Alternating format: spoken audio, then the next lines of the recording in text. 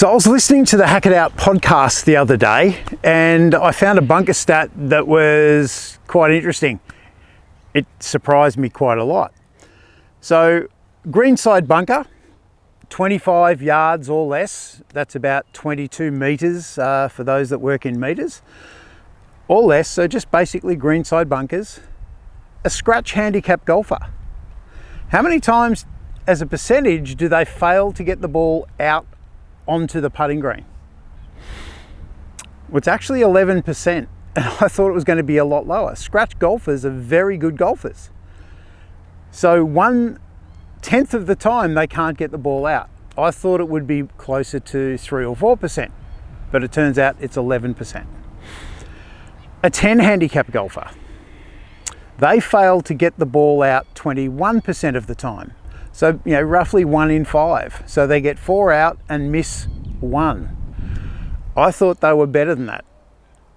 And then we get to a 20 handicap golfer and they fail to get the ball out in one shot 31% of the time. So that's roughly a third. So they get 2 out and miss 1.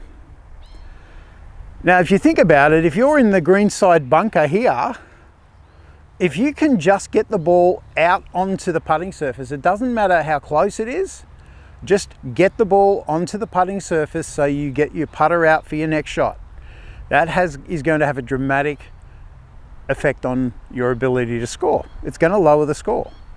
But if you're off scratch and you're having 11% of the time you're not hitting the green, they're good enough with their short game possibly to recover from that, but the average golfer isn't. So I think there's a lot of gains to be made in lowering your score just through practicing and improving your bunker play. So the shot I really want people to learn is the chunk and run. Chunk and run is quite easy to play, but it requires a couple of key points, and I'm going to show you those points today. So overwhelmingly, when I see people playing bunker shots, they just don't use a swing that has enough energy or momentum to get the ball out. And when I say, why are you using such a short swing? Why are you swinging so slowly? Oh, I don't want to hit it over the back of the green. And the more you try not to hit it over the back of the green, the more you're probably going to hit it over the back of the green. So I actually want you to have a pretty full swing and get a lot of momentum going forward. So the beauty of the chunk and run is you're intentionally hitting behind the ball and down under. So it's not just behind, it's behind and downward. And if we can put enough energy on hitting downwards, the ball's going to come out, and then when it comes out, it's just going to roll. So that's one of the best shots you can learn how to play. And we're not worried about how close it finishes to the hole. We're just trying to get the ball out onto the putting surface. So we have the ball slightly forward in the stance. We definitely want our nose to be in front, which then gets my weight forward, but I'm doing it with the upper part of the body, not just by doing that. And from there, I just hit downwards reasonably firm. The ball's going to pop out, land on the green, and it's going to roll. So we'll see how I go.